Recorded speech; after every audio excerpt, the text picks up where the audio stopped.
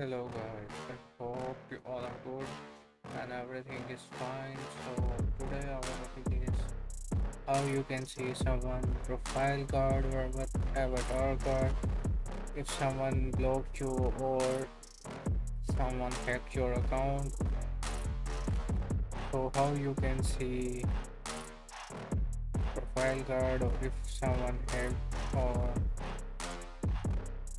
snatch your account. So you need to go to your browser and in Google search tab you need to write cyber view avatar card viewer. You can see first ranking site here, cyberview.net. Click on that. You can search here someone profile name.